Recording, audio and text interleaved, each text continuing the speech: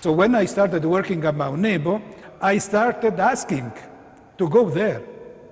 Only after the peace treaty of 1994, in 1995, I had the chance to speak with Prince Ghazi, and Prince Ghazi said, if it's for that, after 3 days we went down. An historic peace agreement between Jordan and Israel in 1994 gave Father Piccirillo the chance to finally explore the riverbanks, to search for Bethany beyond the Jordan. He received help from Prince Ghazi bin Muhammad, the nephew of King Hussein of Jordan. It started in 1995.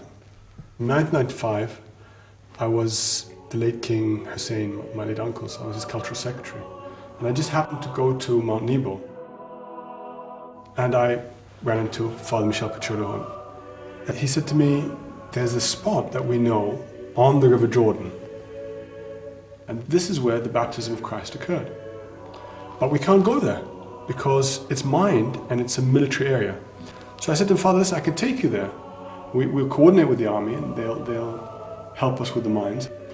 So I said, okay, let's go. After a century of wars, a Hashemite prince and a Franciscan archaeologist followed the traces of those early pilgrims down to the banks of the Jordan River. What they found would eventually change the history of Christian archaeology. The first time I went to Prince Ghazi, I was myself, Prince Ghazi, and Father Eugenio. They walked around and they started finding, just on the ground, in the open air, these massive mosaic patterns and what was clearly a church. Prince Ghazi was joking to me, saying, Father Michele, better if you walk ahead because you have the Holy Spirit with you because of the mines. But there were more than mines in the area. After that first visit, an archaeological team was sent by Jordan's Department of Antiquities to carry out a dig, and they met with local Bedouin tribes who knew the land intimately.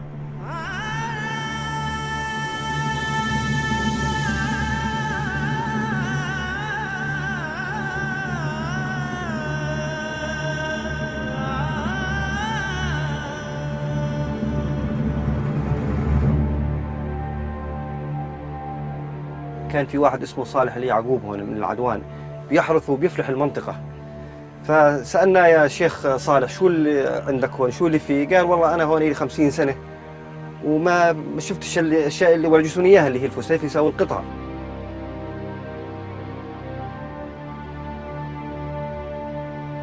يعني سنة 10 ولدت. هذه هي أرضنا. زرع والله زرعت 15 سنة ما في ناس. قال يا شباب في انتوا برايكم يعني تبعين حلال وتبعين كذا وبترعوا هنا وبترعوا هنا. ودنا منطقة فيها فخار هيك يعني قريب منكم هون قريب منكم. قلنا والله في قريب منه هون.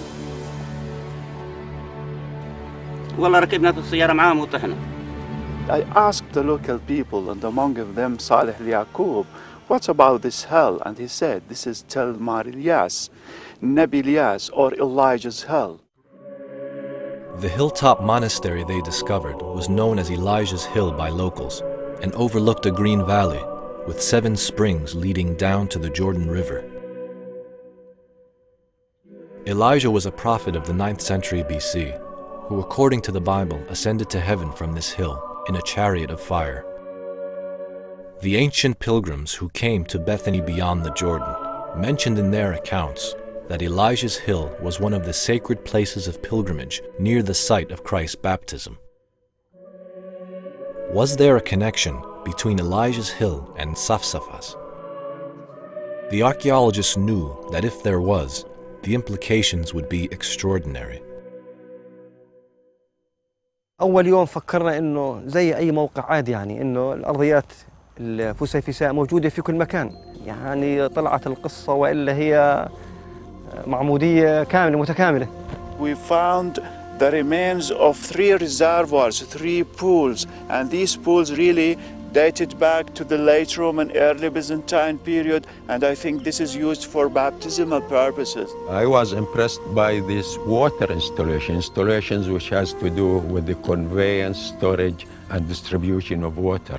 So the numerous pools, cisterns, reservoirs, aqueducts, which indicates there were many monks and hermits living here. The vast water system and complex of buildings on Elijah's Hill was a large monastery.